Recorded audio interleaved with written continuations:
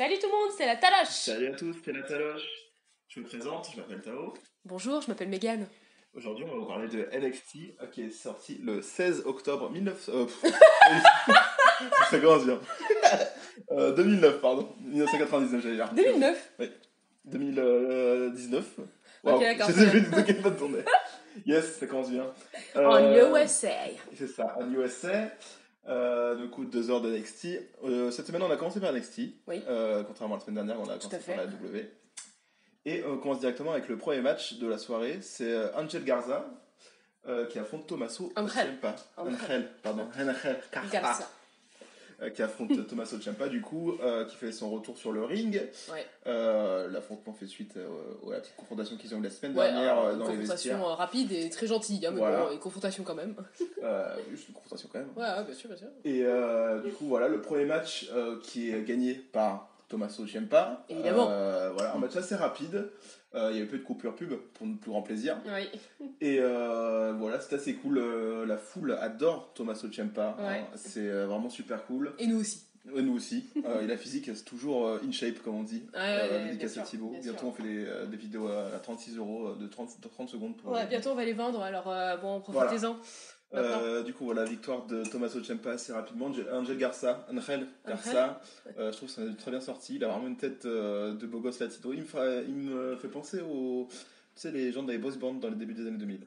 Ah oui, c'est pas Voilà. faux, ouais. Il a pas une petite moustache, un truc Ouais, il un a truc une comme espèce ça. de petite barbiche, ouais, une petite barbiche. Enfin, bref, ouais. Très bon match, dynamique et tout, ça commence super bien. Ouais, c'était super cool. Ensuite, il y a Undisputed Era Mhm. qui arrive pour un petit peu. Foutre la merde, comme voilà, d'habitude. foutre la merde. Il y a Kyle O'Reilly qui donne un truc à Mauro Ranallo à la top des commentateurs, mais je sais pas du tout ce que c'est. Et d'ailleurs, Ah oui, je sais c'est pas si vrai. c'est précisé par la suite, je crois pas. On dirait une espèce de clé USB ou Ouais, un c'est ça. truc en plastique. Bah, je crois que c'est ça, c'est pour justement montrer ce qu'ils ont fait plus tôt dans la Ah, bah journée. voilà. Où en fait ils ont agressé Velveteen Dream, Ouais. voilà, pour pas qu'il ait son match la semaine prochaine. Une agression très grave, moi je me suis caché les yeux parce que vraiment Moi, j'ai eu c'était. peur. Le Ouais. moment où ils ont cassé les lunettes, là Ouais. c'était d'une violence. Ah bah on a pleuré quoi. Bah là, Donc, moi c'était digne de la AEW, hein, c'était un truc pour adultes quoi. Ah bah bien C'était sûr, vraiment, bien sûr, non, ils abusent.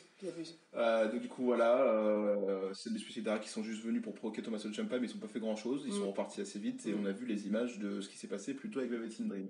Et d'ailleurs, enfin c'était assez marrant puisque du coup on a vu comment il s'appelle, Roderick Strong, c'est ça, Oui, c'est ça. avec le t-shirt déchiré, il portait les Ouais. lunettes de Velveteen Dream. Ah, et on s'est demandé, what the fuck, qu'est-ce qui s'est passé? Qu'est-ce qui s'est passé? Pourquoi il est débraillé ce Genre, le mec mec il a dû partir trop vite, il s'est accroché à la porte, un délire. Ça n'avait aucun sens et puis Voilà. du coup, c'était Du pas coup, ça mal. expliqué. C'était bien monté, C'est cool. franchement, c'était sympa. Voilà, très bien. Et après, c'est un match par équipe entre Oney Lorcan et Danny Burch qu'on a déjà dit qu'on n'appréciait pas trop. Voilà quoi. Mais voilà, c'est un manque de charisme. Ouais, voilà. Après, ils sont pas mauvais. Hein. Voilà, Donc, le match nous a réconforté avec eux quand même. Carrément.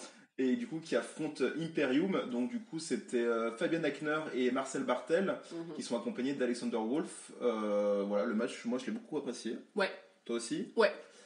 Était super dynamique et pour le coup ça change de la dernière fois qu'il y a eu Danny Burch et Oney Lorcan à NXT, c'est-à-dire il y a 2-3 semaines, je sais plus, où ils ont affronté les Canadiens québécois qu'on savait pas trop là, qui était un match beaucoup trop long pour ce que c'était, mais là c'était très dynamique, ça volait de partout, c'était cool, les 4 sont bien mis en avant je trouve. Ouais. Toi du coup c'était la première fois que tu voyais Fabien Aichner. Ouais, vraiment, pour le coup, Ouais, parce que les premières fois c'était pas. Bah, c'était le sbire quoi. Bah ouais, voilà, c'était pas très intéressant. Voilà. Et là du coup, franchement c'était un bon match, quoi. J'ai apprécié le regarder, Très l'admirer. bien. T'as vu, il est très très agile quand il fait son saut là sur les deux cordes, là, en bondissant, c'était super cool. J'apprécie beaucoup Sketcher, mais même si bon, il a un manque de charisme assez flagrant, mais bon. Voilà, ça en soi, c'est globalement visuellement monotone. Quand même. Enfin, ça marche, c'est noir et blanc, bon voilà, il n'y a rien qui déborde, c'est propre. Alors visuellement, ça marche, mais c'est assez monotone, mais ça marche, donc c'était plutôt joli. Très bien. C'était une victoire de Imperium, donc Marcel Bartel et Fabian Aichner qui gagnent avec leur European Bomb, ce qu'ils appellent ça, le Power Bomb avec un uppercut européen à la volée. Voilà. Ouais, en l'air là, comme ça. Du coup, c'était très cool. À la fin, ils prennent tous la pause, comme des beaux gosses. Ouais. Ça, c'est bien fait, hein. C'est très bien synchronisé. On a vraiment une grosse cohérence, je trouve, dans cette. On va toujours Imperium, de toute façon, j'ai l'impression que. Ensuite, c'est Johnny Gargano qui se fait interviewer dans les vestiaires avec son magnifique t-shirt NXT for Life avec son petit emoji dessus. Ça fait plaisir, ça va se vendre 25 balles le t-shirt et ils vont se faire un maximum de profit, bravo à eux. Et puis moi, vraiment, l'emoji, Enfin, depuis que je connais Gargano, j'ai vraiment du mal. Quoi. C'est vrai, t'as du mal avec ce côté un petit peu Skyblog. Ah ouais, franchement, c'est exactement ça. C'est exactement ça.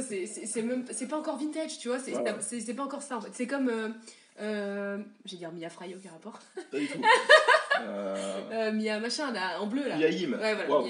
Mia Fry, ouais. Il y a un certain cohérence entre les deux. Elle est Bref, voilà. Voilà. Ensuite, c'est Dominik Dijakovic qui s'entraîne dans les vestiaires. Il y aura un nouveau truc, ça je sais pas pourquoi ils ont mis ça en place, mais c'est les affiches derrière eux quand ils sont en train de se préparer pour les matchs. Il y aura aussi pour Pete Dunne plus tard. Ok, parce que c'est pas très très joli en plus. Ouais, c'est pas très on voit joli. pas Je sais bien pas derrière. pourquoi ils ont fait ça.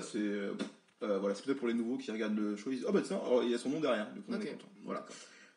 Ensuite, c'est un match entre Io Shirai et Kaiden Carter. Bien sûr. J'ai le nom sous parce que du coup. Anciennement Lucy Lane, ça Lucy Lane. Ah, Lucy Lane. Voilà, donc du coup, on se rappelait pas la dernière fois qu'elle a apparu. Parce que c'était son nom. Son nouveau nom. Voilà, maintenant on sait son nouveau nom, c'est Kaiden Carter, c'est nul. C'est nul.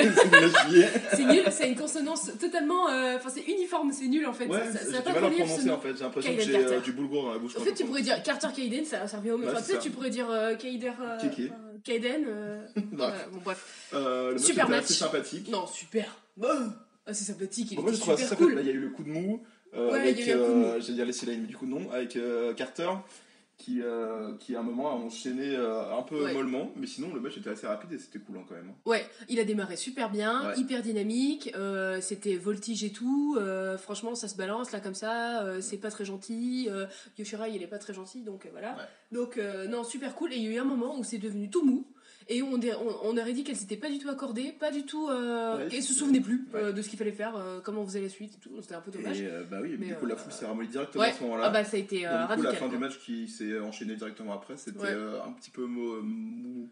Mais heureusement que c'était maintenant, la fin du match. Donc du coup, ça a quand même. Yoshirai, j'adore toujours autant. Moi, je trouve ça toujours nickel sur un ring. L'attitude, c'est nickel. Du coup, après, elle prend le micro. Elle dit on parle pas de Rhea, de Rhea Ripley, on parle pas de Bianca Belair de la semaine dernière, celle qui va défoncer Shayna Baszler, c'est moi. Bon, elle dit pas grosso modo ça parce qu'elle parle pas très bien anglais, mais elle le fait comprendre avec des phrases, des bouts de phrases. Donc du coup voilà, on comprend, sauf qu'il y a Rhea Ripley qui arrive directement. Elle dit par contre meuf, elle dit la semaine dernière il y a Bianca qui m'a cassé les couilles, donc du coup la semaine prochaine je vais m'occuper d'elle, donc du coup il va y avoir un match entre les deux la semaine prochaine. Une petite promo quoi. Mais si par contre toi tu commences à t'y mettre, crois-moi que je te pète la gueule toi aussi, y a pas de souci. Y a pas de souci. Du coup voilà, putain, Rhea Ripley, qu'est-ce qu'elle est badass putain. C'est un vrai plaisir. Quand elle arrive devant Yoshirai, tu dis. Ah oui, déjà la différence de taille, elle fait une tête de plus qu'elle, tu dis ah ok d'accord. Il y a combien? Il y a genre je sais pas 15 cm de différence, combien il y a. C'est assez monstrueux quoi. Et pourtant tu vois, je sais que en soi Yoshirai c'est une meilleure catcheuse que Rhea Ripley dans le fond, mais pourtant à ce moment-là je me suis dit putain Rhea Ripley elle va lui péter la gueule. C'est clair. Et ça c'est super cool, je trouve, c'est très très bien foutu pour le coup. Mais elles ont pas le même style de catch, c'est difficile de comparer en soi. Si elles tombaient l'une face, enfin du coup, quand elles vont tomber l'une contre l'autre, j'espère un jour du coup. Cette confrontation déjà c'est sûr qu'ils vont s'affronter. Ce serait intéressant du coup, ça ferait un peu, je me souviens plus toujours Goliath contre Goliath. Ouais, c'est ça. Goliath contre Michel. Très bien. Ensuite, c'est une petite promo pour Killian Danes qui s'est passé la semaine dernière quand il est intervenu pour défoncer Bao. Ouais. Ou Boa. Non, Boa. Boa. Oui, c'est Boa. C'est Boa, pardon. Faut penser au serpent, quoi. Enfin, ouais, c'est ça. Du coup, voilà, on voit juste une petite promo de ce qui s'est passé sur ça. En fait, ça va amener un match plus tard dans la soirée, mais pour l'instant, à ce moment-là, on ne savait pas trop. Voilà, ensuite, c'est un match entre. Non, c'est William Regal, le général manager, du coup, tu connaissais pas trop.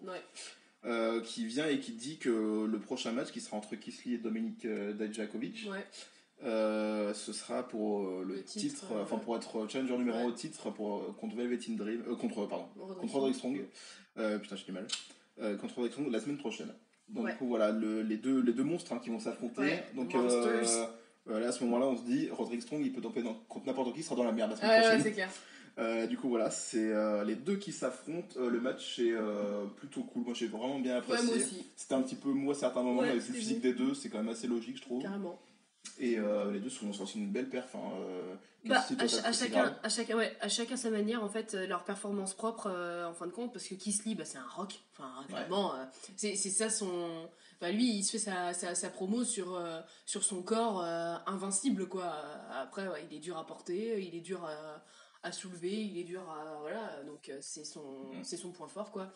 Et puis l'autre dont je ne peux pas prononcer le nom, Djakovic. Dijakovic. Eux ils disent Dijakovic. Mais tu peux l'appeler Dominique si tu veux. Ok, Dominique, Dom, comme on l'appelle à la maison. Lui, il est fort, il est grand. Alors après, franchement, moi je trouve que ça l'a moins mis en valeur lui que Kisly. Oui, je trouve. Bah voilà. Ouais, mais bon, là, c'était franchement, vu la fin du match, parce que du coup, on dirait directement la fin du match, c'est Roderick Strong qui arrive pour taper les deux, parce qu'il ne peut affronter aucun des deux. J'étais en train de me dire, tiens, mais qui c'est qui a gagné déjà, je me souviens plus. Et finalement, William Regal, il annonce que vu que Roderick Strong il a voulu faire le malin, la semaine prochaine, il va affronter les deux, donc ce sera un match à 3. Voilà. Du coup, mais je pense que c'est aussi pour ça que Dominique Dijakovic n'est pas sorti non plus méga fort de ce match, parce que justement, en fait, il n'y en a aucun des deux qui a gagné. C'est possible, c'est possible. Donc voilà. Par contre, je remarque quand même qu'ils sont affrontés 4 fois.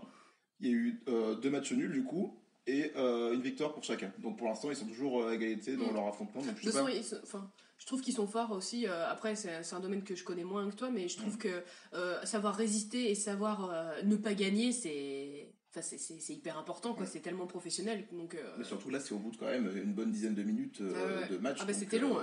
Donc ils ont quand même eu le temps de faire une grosse perf à la fin, quoi. Carrément. Du coup, voilà, Roderick Strong va affronter les deux la semaine prochaine pour défendre son titre nord-américain, vu qu'il a voulu faire le malin ce soir.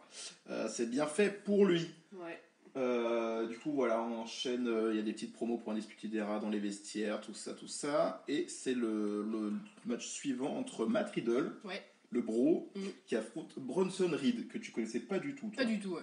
Voilà, c'était la première fois que tu le voyais. Donc après, vous pourrez peut-être me dire dans les commentaires si quelqu'un écoute cette vidéo un jour, si Bronson Reed, du coup, c'est Bronson du film Bronson. Voilà, merci. Peut-être. Mais là, lui, peut-être qu'il peut te dire, parce que c'est eux qui choisissent leur nom. Donc, j'aimerais bien... Donc, Kayden Carter, ça veut dire vraiment que la meuf est nulle, quoi. Même pour trouver un nom, elle est nulle. C'est-à-dire qu'elle a aucun flow. Hein, clairement. Voilà. Surtout visuellement, en plus, moi j'aime bien son style, avec ses tresses, là, on dirait des tentacules. Je trouve ça trop fouillis. Ah non, pas moi, je trouve pas. Ouais. Mais par contre, ses yeux bleus, avant, ils étaient plus mis en avant. Il y avait un truc qui était vachement plus mis en avant sur elle. Là, elle n'était pas du tout mise en avant. Là, on n'a pas vraiment de zoom sur son visage, en fait. Donc, bref, donc, Matt Riddle contre Bronson Reed, match super cool, très rapide. Il a duré même pas 5 minutes, je crois. Par contre, les deux sont sortis super cool du match. C'est sympa. Matt Riddle le plus fort parce qu'il a gagné du coup de ce match. Et Bronson Reed, non, par son sort de splash, il le récupère comme ça et il tombe là. Je sais pas du tout comment il appelle ça, mais voilà. Bronson Reed, il sort quand même assez fort de ce match parce qu'on voit qu'il a un gabarit super imposant. Ouais, c'est clair. Même pour Matt Riddle, qui pourtant avait pas de mal à porter Killian Dane il y a 2-3 semaines. Mais là, ça s'est vu quand même que. Il a un peu galéré quand même. Hein. Oui, ça se voyait. Peut-être il porte et tout. Bronson Reed, c'est quand même un beau gabarit, quoi. C'est clair, Mais du coup, voilà, et à la fin, les deux se font un bro fist, ils se serrent le poing, et Bronson Reed part, donc du coup, Matt Riddle, je sais pas du tout ce qu'il va faire ensuite, parce qu'il a perdu quand même contre Adam Cole. Il va peut-être rentrer chez lui, boire une bière. Je sais pas, moi j'étais persuadé qu'il allait monter à Raw ou SmackDown, et finalement, pas du tout. Ok. Mais je pense pas qu'il va boire une bière, je t'avoue, je pense qu'il va plutôt aller fumer de la marijuana. Mais après. Mais il a pas le droit. C'est illégal. Donc, du coup, match suivant, c'est Tainara, qui n'est plus Tainara Conti. Du coup, la brésilienne qui fait du jiu-jitsu, capoeira, judo, on sait pas trop. Qui affronte Tegan Nox, du coup Tegan Nox qui fait son retour suite à la blessure qu'elle a fait en septembre dernier, donc une grosse année quand même d'arrêt. Ouais, qui aime bien téléphoner. Oui, qui aime bien téléphoner avec son geste, effectivement. Bravo. Très bien. Du coup, le match est trop long trop long pour ce que j'avais envie de voir. Ouais. En fait, victoire de Tegan Nox. L'autre. Tainara. Tainara, elle est encore green, comme on appelle ça. Elle est green, mais je la trouve fade. En fait, le truc... Elle n'a pas de personnage en plus, donc. Ouais, ça c'est le problème, c'est qu'en fait à chaque fois qu'elle vient, j'ai l'impression qu'elle essaie de rajouter un truc ou là, elle arrive, un truc. elle twerk. Ouais, là je sais pas comment elle a twerké. Elle se dessape, elle se fait un striptease. Après, elle arrive sur le ring. Mais qu'est-ce qui se passe? Enfin, respecte ton personnage, quoi. Puis bon, respecte-toi, mais bon après, respecte ton personnage, quoi. Voilà, donc du coup c'est une victoire de Tegan Nox avec d'abord un saut de la 3ème corde, un crossbody suivi d'un Shining Wizard. Du coup j'aime pas du tout sa finisher Tegan Nox, je trouve ça trop mou, mais c'est mon avis. Tainara, je fais un petit point de Tainara parce que moi j'avoue que j'apprécie bien, mais en fait je trouve que c'est pas poussé, j'ai l'impression qu'elle va jamais réussir à passer cette barrière du personnage établi en fait. Donc voilà. C'était tout. Ensuite, c'est Tegan Nox qui se fait interviewer sur le bord du ring et il y a sa pote Dakota Kai qui vient. À ce moment-là, on se dit putain, elle va la défoncer, et pas du tout en fait. Elle vient lui faire un gros câlin, la féliciter pour son retour. C'est sa pote quoi. C'est cool. Et en fait, il y a Shayna Baszler accompagnée de ses deux copines. Qu'on n'avait pas vu depuis un moment en fin de compte. Depuis sa victoire contre Candice LeRae. Donc ça fait un moment. Hein. Ça fait quoi, il y a 3 semaines? Non, il y a 2 semaines. Ah ouais? Voilà. Ouais, c'était ouais, d'accord. Du coup, voilà, Shayna Baszler avait un petit peu trash talk Tegan Nox en disant qu'elle n'est pas à la hauteur, qu'elle ferait de me demander à sa pote ce qu'elle a fait de perdre contre elle, tout le tralala, tout ça. Moi, je mets ma théorie là parce que je l'ai jamais dit en vidéo. Mais ma théorie. Attention. C'est la plus grosse théorie ever. Je pense que je vais même faire une vidéo à part entière qui fait théorie NXT. Je pense qu'il va écrire un livre sur cette théorie. Voilà, pour moi, c'est Dakota Kai qui va battre Shayna Baszler pour le titre féminin. Ça fait déjà un moment, j'explique mon théorie, hein, je me permets. Bien sûr. Mais du coup, ça fait déjà un moment que Dakota Kai elle a un petit peu peur de Shayna Baszler. Dans des précédentes rivalités, Dakota Kai était un petit peu mêlée à ça. Et en fait, à chaque fois, elle se barrait, elle avait super peur de Shayna Baszler. Et moi, je pense que l'histoire qu'ils veulent raconter, ce sera pas Tegan Nox, malheureusement pour elle, mais ce sera Dakota Kai qui va battre Shayna Baszler, peut-être grâce à l'aide de Tegan Nox, hein, et remporter le titre NXT et voilà, mettre un terme au règne de Shayna Baszler qui est depuis plus d'1 an maintenant. Ouais. Voilà. On a hâte. C'est ma petite théorie, j'espère que ça vous fait plaisir. Sinon, on souligne quand même la tenue qui était super cool de Tegan Nox. Voilà, ouais, c'était super cool, c'était un mélange d'Iron Man et Captain Marvel. Ouais, et c'était super cool en bleu doré, là, comme ça. Ouais. Puis c'est espèce de genou bionique, là, c'est super classe. Voilà. Ouais. Très bien. On a une grosse promo de Finn Balor qui était un petit peu kitsch. Ah ouais, qui se ouf, avec les plans sur le visage, là, comme ça, genre. Dark, pas trop dark. Je sais pas trop compris pourquoi ils ont fait ça, parce que c'est totalement en contradiction avec quand il est revenu, où il était super enjoué, tout ça, et là, dans ce coup, il va être dark quand même. Je suis on s'en fiche un petit peu. Du coup, c'est le match suivant, donc du coup, Boa contre Killian Dane. Ouais.